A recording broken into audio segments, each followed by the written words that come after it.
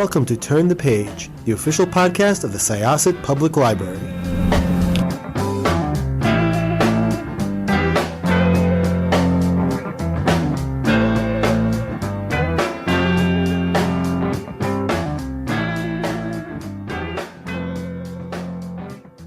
Hello, everyone. Welcome to Turn the Page. I'm your host today, Jenn, and I am joined by a writer of graphic novels and comics who I have followed for most of my adult life and who I am so excited to talk to today. So welcome to the show. Could I ask you to introduce yourself and the book you're here to discuss today?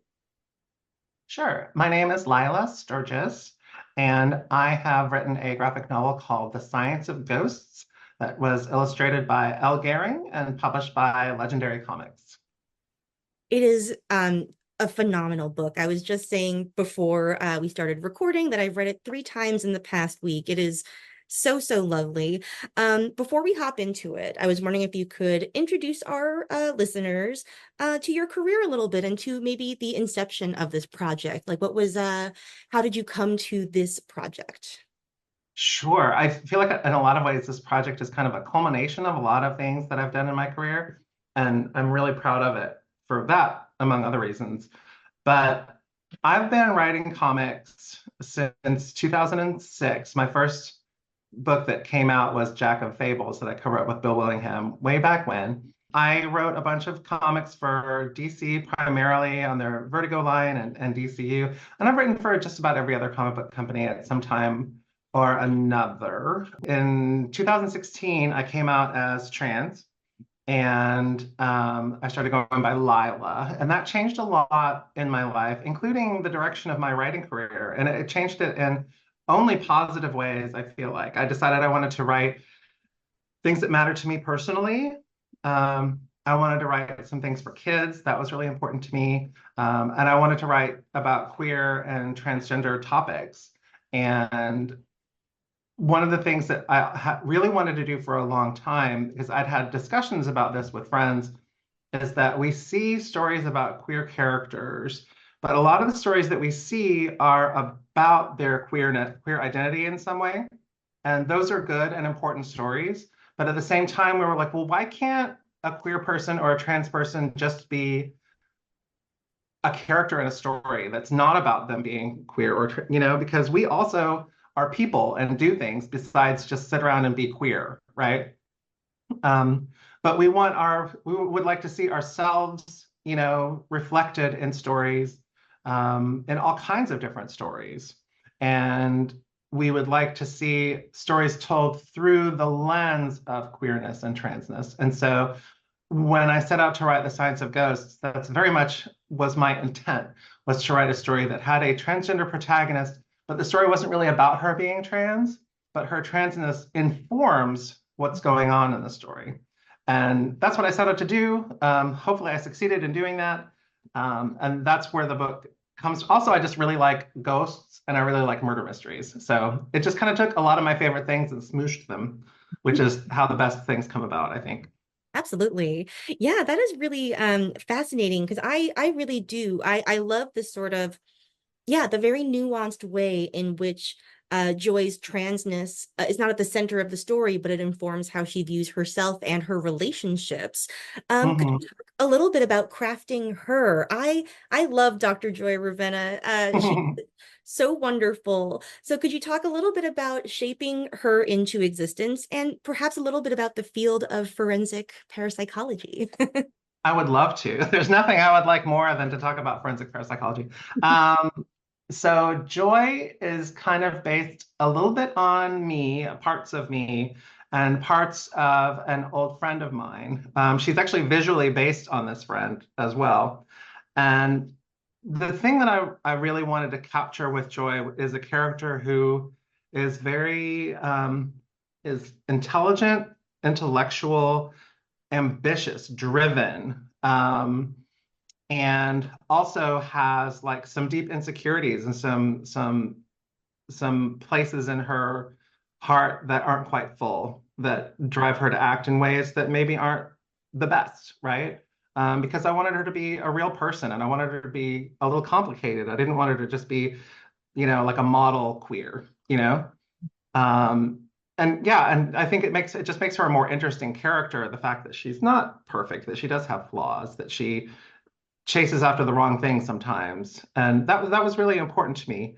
And so forensics parapsychology is something that, again, is like a culmination of a lot of things. Like, I really love to intellectualize things that don't lend themselves to being intellectualized, right?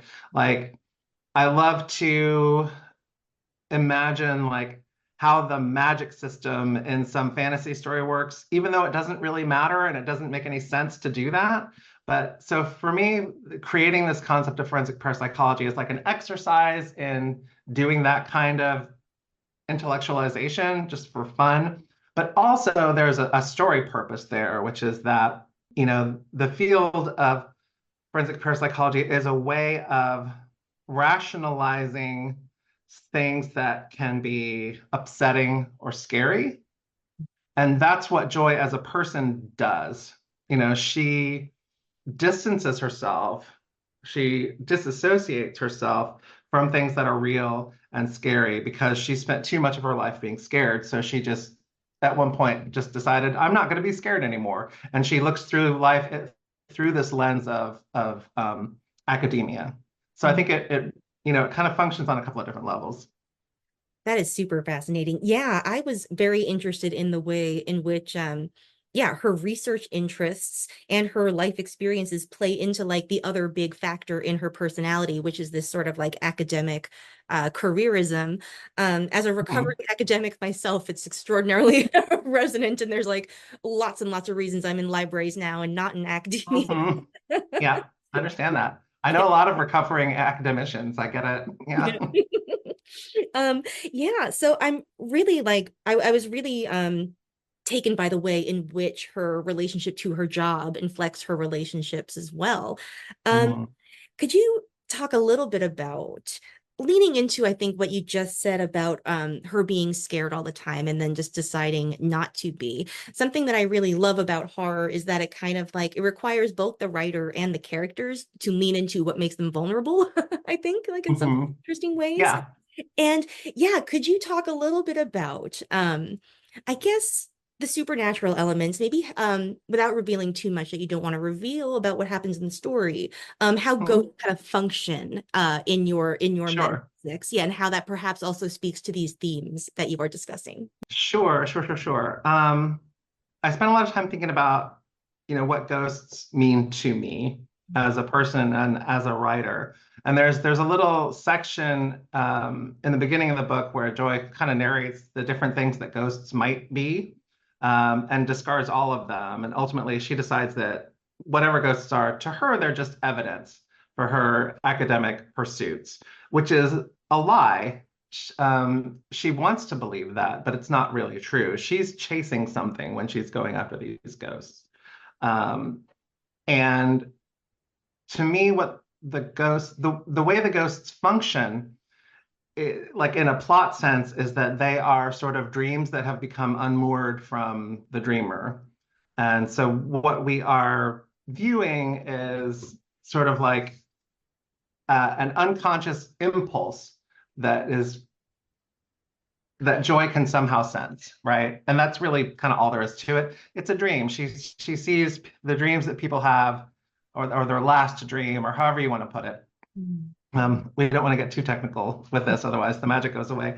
But and so that's why it's necessary to have forensic parapsychology, because you can't simply listen to a ghost and understand what they're saying. You really have to dig into it. There's a lot of unconscious things going on with how ghosts operate. And I think that adds kind of a level of, to me anyway, it adds this level of scariness to the way the ghosts behave, because they behave in these really nonlinear ways. And they make these really nonlinear associations, which to me is very spooky because it feels kind of like a nightmare that you can't wake up from. Mm. But yeah, does that answer the question? It does answer the question, and I think it illuminates Okay. Joy's conflict in a really interesting way, because she is attempting throughout this to intellectualize something that can only sort of be intellectualized to such a point. You have to kind of accept the dream logic at some point. Yes.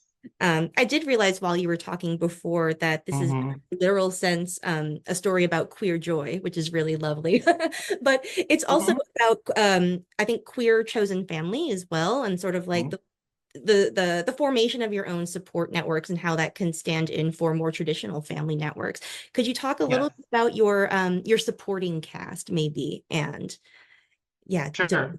Um, I think what you're going to find with a lot of queer writers in this day and age that found family is such an important concept. And I'm certainly not the only, creator who's talking about that. It's so important because it's so urgent for so many queer people, because so many of us, have really fraught relations with our biological families. And so having found family is much more critical, I think, for a lot of queer people.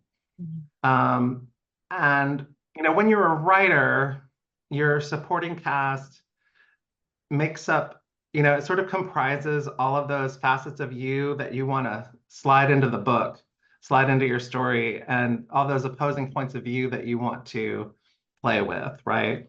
And so you've got the friend who is like, the punk rock lesbian who believes that love is this, what does she call it, hetero-fascist, you know, thing, and so she's incredibly cynical. And then you've got our poor, sweet murder victim who is very hopeful and very positive and very secure in her queerness, and kind of in a way that gets her killed, which is kind of sad. And but we see the different variety. It's like we see varieties of the way in which queerness is impacts and is impacted by the world that we live in. And so I think that's kind of how it fell out. Is that we have these different characters who interact with the world in different ways and who have different outcomes as a result. Mhm. Yeah, I thought the relationship dynamics were all very they felt real and lived in, and it was very sweet the way in which Joy's sort of chosen family, her group of friends and partner, welcome this new character into the fold. Like it Hmm. starts in like a very professional sort of relationship, then it goes right to like, come out with us. And it's like really nice too. I think that like Yeah. a lot of like fluidness in relationships themselves too, I feel like, which is something that also feels like to me anyway, like in part of my experience, a very sort of real part of being queer. So Yes, yeah. yes. I think that's very real. And that is, I've experienced that and I've tried to embody that, especially when you see someone who maybe doesn't feel as connected. It's like there's in me a very strong impulse to be like, hey, let's try and connect, we may not be a love connection or a friend connection or whatever, but let's give it a shot and see what happens because who doesn't have, I mean, who in this life has too much love and too many friends, Yeah. Um, so wrapping up, I was wondering if you could talk a little bit about the art, because it is absolutely stunning. It's really, really beautiful, like shockingly so.